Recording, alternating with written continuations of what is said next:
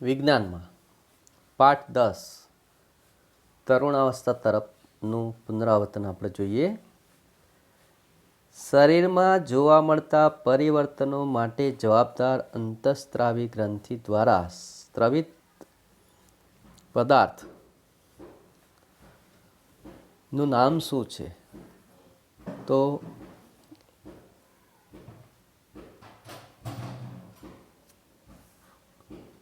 Hormones અથવા અંતઃસ્ત્રાવ એ શરીરમાં જોવા મળતા પરિવર્તન માટે જવાબદાર અંતઃસ્ત્રાવી ગ્રંથિઓ દ્વારા સ્ત્રવિત પદાર્થ છે. તરુણાવસ્થાની વ્યાખ્યા આપો. જીવનકાળની જે અવસ્થામાં શરીરમાં એવા પરિવર્તન થઈને પ્રજનનની પરિપક્વતા પ્રાપ્ત થાય છે જેને તરુણાવસ્થા કહેવાય છે. જીવનકાળની જે અવસ્થામાં શરીરમાં એવા પરિવર્તન થઈ પ્રજનનની પરિપક્વતા પ્રાપ્ત થાય તેને તરુણ અવસ્થા કહેવામાં આવે છે. ત્રીજો પ્રશ્ન છે, ઋતુસ્રાવ શું છે? વર્ણવો.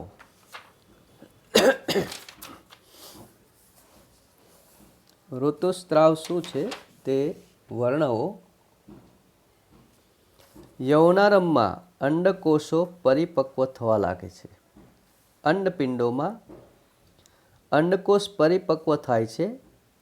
લગભગ 28 કે 30 દિવસના અંતરાલ પર કોઈ પણ એક અંડપિંડ દ્વારા મુક્ત થાય છે. આ સમયે ગર્ભાશયની દિવાલ જાડી થઈ જાય છે જેનાથી તે અંડકોષના મુક્ત થયા બાદ યુગ્મનજને ગ્રહણ કરી શકે જેના ફળ સ્વરૂપે ગર્ભધારણ થાય છે. જો અંડકોષનું ફલન ન થાય તો તેવી સ્થિતિમાં અંડકોષ અને ગર્ભાશયનું જાડું સ્તર તેમજ તેની રુધિરવાહિનીઓ સાથે તૂટવા લાગે છે. તેનાથી સ્ત્રીઓમાં રક્તસ્રાવ થાય છે જેને ઋતુસ્રાવ અથવા રજોસ્રાવ કહેવામાં આવે છે. યૌનારંભ દરમિયાન જોવા મળતા શારીરિક પરિવર્તનોની યાદી બનાવો.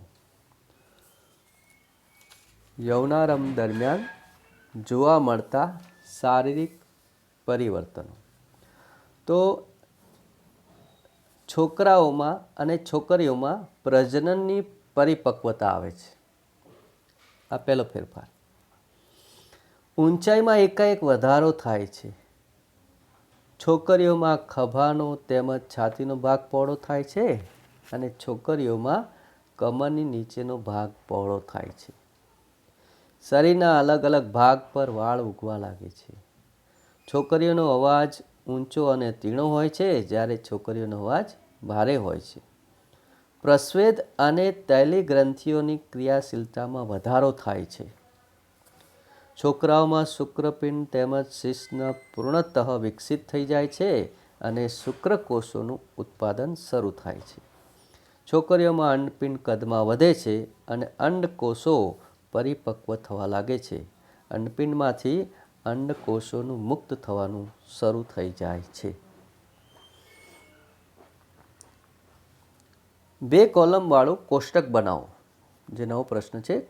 2 કોલમવાળું કોષ્ટક બનાવો જેમાં એક કોલમમાં અંતઃસ્ત્રાવી ગ્રંથિઓના નામ અને બીજા કોલમમાં તેના દ્વારા સ્ત્રવિત અંતઃસ્ત્રાવોના નામ હોય. એટલે આપણે એમાં 2 ભાગ પાડવાના છે. એક બાજુનો ભાગ છે એમાં અંતઃસ્રાવી ગ્રંથિનું નામ લખવાનું અને સામે બીજા વિભાગમાં સ્ત્રવિત અંતઃસ્ત્રાવ લખવાનું છે.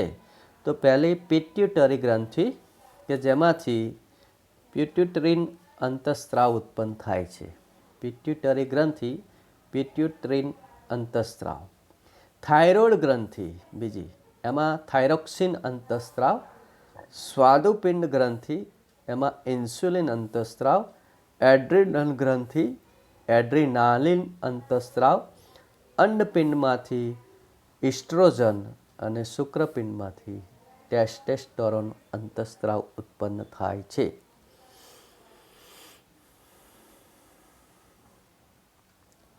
હવે આ વૈકલ્પિક પ્રશ્નો જે છે એ સાચો વિકલ્પ પસંદ કરો. એમાં પહેલો, તરુણોએ તેઓ શું ખાઈ રહ્યા છે તેના વિશે સચેત રહેવું જોઈએ, કારણ કે તેમાં બીજો ઓપ્શન છે, શરીરમાં થઈ રહેલ તીવ્ર વૃદ્ધિ માટે ઉચિત ખોરાકની આવશ્યકતા હોય છે. બી, સ્ત્રીઓમાં પ્રજનન ઉંમરની શરૂઆત ત્યારે થાય છે જ્યારે ઋતુસ્રાવની શરૂઆત થાય છે, એટલે પહેલો ઓપ્શન છે. સી, નીચેનામાંથી કયો ખોરાક તરુણો માટે ઉચિત છે? તો એમાં બીજો ઓપ્શન રોટલી, દાળ, શાકભાજી. પ્રશ્ન 8 છે, ટૂંક નોંધ લખો. એમાં પહેલી ટૂંક નોંધ છે કંઠમણી. ગળાની બહાર ઉપસેલા ભાગને કંઠમણી કહે છે. તમે ગળાના ભાગમાં જોશો તો ગળામાં બહારની તરફ ઉપસેલો નાનો ભાગ હોય છે જેને કંઠમણી કહે છે. છોકરાઓમાં સ્વર પેટી વિકાસ પામીને અપેક્ષાકૃત મોટી થઈ જાય છે. છોકરીઓમાં સ્વર પેટી તેના નાના કદની લીધે દેખાતી નથી. છોકરાઓમાં મોટી થયેલી સ્વર પેટી ગળાના ભાગમાં બહારની તરફ ઉપસી આવે છે, તેને કંઠમણી કહે છે. બી પ્રશ્ન છે, ગૌણ જાતીય લક્ષણો. બીજી શોર્ટ નોટ, ટૂંક નોંધ છે, ગૌણ જાતીય લક્ષણો ઉપર નોંધ લખો. તો એવા શારીરિક લક્ષણો કે જે છોકરીઓને છોકરાઓથી અલગ પાડે છે, આવા લક્ષણોને ગૌણ જાતીય લક્ષણો કહે છે.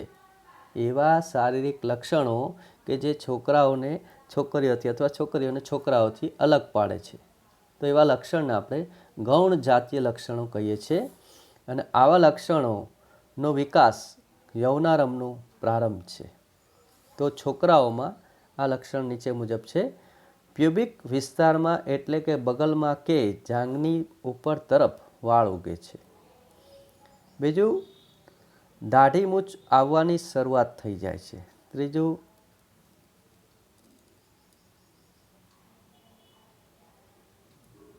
છોકરીઓમાં જોઈએ તો પહેલું સ્તનનો વિકાસ થાય છે અને બીજું લક્ષણ છોકરીઓની બગલમાં તેમજ પ્યુબિક વિસ્તારમાં વાળ ઉગે છે.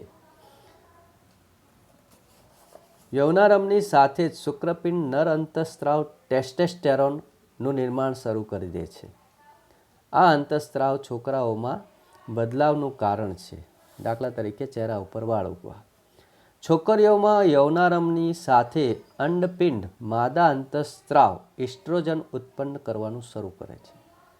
જેમ શુક્રપિંડ નર અંતઃસ્ત્રાવ ઉત્પન્ન કરે છોકરાઓમાં ટેસ્ટોસ્ટેરોન, એથી છોકરીઓમાં અંડપિંડમાંથી ઇસ્ટ્રોજન અંતઃસ્ત્રાવ ઉત્પન્ન કરવાનું શરૂ થાય છે, જેનાથી સ્તન વિકસિત થઈ જાય છે.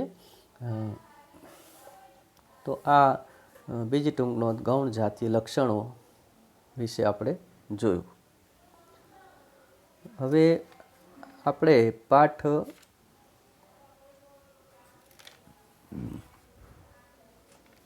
એના પછીનો જે છે 11મો પાઠ બળ અને દબાણ, એનું પણ થોડુંક પુનરાવર્તન જોઈએ. એવી પરિસ્થિતિઓના 2 ઉદાહરણ આપો જેમાં તમે ધક્કો મારીને કે ખેંચીને પદાર્થની ગતિની અવસ્થા બદલો છો. એટલે તમારે એવા 2 ઉદાહરણ આપવાના કે જેમાં ધક્કો મારીને અથવા ખેંચીને પદાર્થની ગતિની અવસ્થામાં ફેરફાર થતો હોય. તો એક આપણે એવું ઉદાહરણ આપી શકીએ કે સાયકલને આપણે ધકેલીએ છીએ અને ટેબલને સ્થાન બદલવા માટે ખેંચીએ છીએ. સાયકલને ધકેલીએ છીએ અને ટેબલને તેનું સ્થાન બદલવા માટે ખેંચીએ છીએ. કોઈ આવું પણ કહી શકે કે હાથલારી છે એને આપણે હાથ વડે ખેંચીએ છીએ. ટેબલ છે એને ખસેડવા માટે આપણે ધક્કો મારીએ છીએ. તો આવા ઉદાહરણ આપીને સમજાવી શકીએ. એવી પરિસ્થિતિઓના બે ઉદાહરણ આપો જેમાં લાગુ પાડેલ બળના કારણે પદાર્થનો આકાર બદલાય છે. તો એમાં તમે હવા ભરેલા ફુગ્ગાને દબાવો તો એના આકારમાં ફેરફાર થાય છે. એક એ ઉદાહરણ આપી શકો. હવા ભરેલા ફુગ્ગાને દબાવતા તેનો આકાર બદલાય છે. એ રીતે રબરના દડાને દબાવતા તેનો આકાર બદલાય છે. અથવા ધાતુની સળિયાને હથોડી વડે ટીપવાથી તેનો આકાર બદલાય છે. ખાલી જગ્યા પૂરો છે. કૂવામાંથી પાણી ખેંચવા માટે આપણે દોરડા પર ખાલી જગ્યા લગાડવું પડે છે. તો બળ લગાડવું પડે છે. ખાલી જગ્યામાં બળ. એક વિદ્યુતભાર રહિત પદાર્થને પોતાની તરફ આકર્ષે છે. એટલે ખાલી જગ્યામાં લખવાનું છે આકર્ષે છે. સામાન ભરેલી ટ્રોલીને ગતિ કરાવવા માટે આપણે તેને ખાલી જગ્યા પડે તો ધક્કો મારવો પડે. ચોથી ખાલી જગ્યા. એક ચુંબકનો ઉત્તર ધ્રુવ બીજા ચુંબકના ઉત્તર ધ્રુવને ખાલી જગ્યા. તો ઉત્તર છે સમાન એટલે અપાકર્ષે છે. જવાબ થશે અપાકર્ષે છે.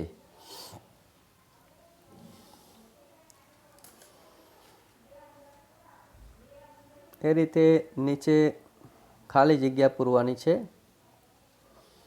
જેમાં તમને ઉપર કૌંસમાં શબ્દો આપેલા છે એના આધારે એ ખાલી જગ્યામાં આપણે યોગ્ય જવાબ મૂકવાના રહેશે.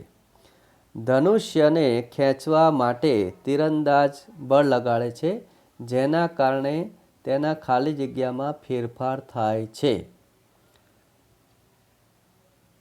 તો આકારમાં ફેરફાર થાય છે. આકાર. ધનુષ્યને ખેંચવા માટે તીરંદાજ વડે લાગુ પાડેલ બળ એ ખાલી જગ્યા બળનું ઉદાહરણ છે.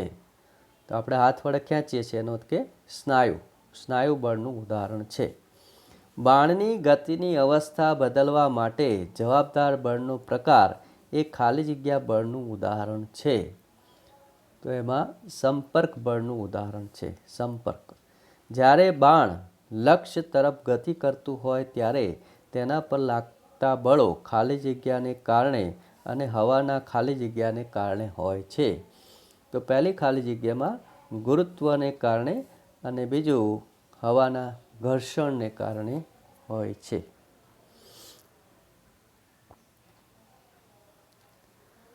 પછીનો પ્રશ્ન છે, નીચેની પરિસ્થિતિઓમાં બળ લગાડનાર તથા જે વસ્તુ પર બળ લાગી રહ્યું છે તેને ઓળખો અને દરેક પરિસ્થિતિમાં જે પ્રકારે બળની અસર દેખાય છે તે પણ બતાવો. એટલે તમારે બળ લગાડનાર અને જે વસ્તુ પર બળ લાગી રહ્યું છે તે બતાવવાનું છે અને સાથે તેમાં શું ફેરફાર થાય છે એ પણ બતાવવાનું છે. તો પહેલું જે છે, રસ કાઢવા માટે લીંબુના ટુકડાઓને આંગળી વડે દબાવવા. તો જ્યારે આપણે રસ કાઢવા માટે લીંબુને દબાવીએ ત્યારે સ્નાયુ વડે બળ લાગે છે. હાથના સ્નાયુ વડે બળ લાગે, હાથ વડે બળ લાગે છે અને કોના ઉપર બળ લાગે છે? તો લીંબુ ઉપર. પરિણામે શું અસર થાય છે? તો લીંબુમાંથી રસ નીકળે છે અને પરિણામે તેનો આકાર બદલાય છે એવું આપણે કહી શકીએ. બીજું છે, ટૂથપેસ્ટની ટ્યુબમાંથી પેસ્ટ કાઢવી. તો એમાં ટૂથપેસ્ટ ઉપર પણ તમે હાથ વડે બળ લગાડો છો.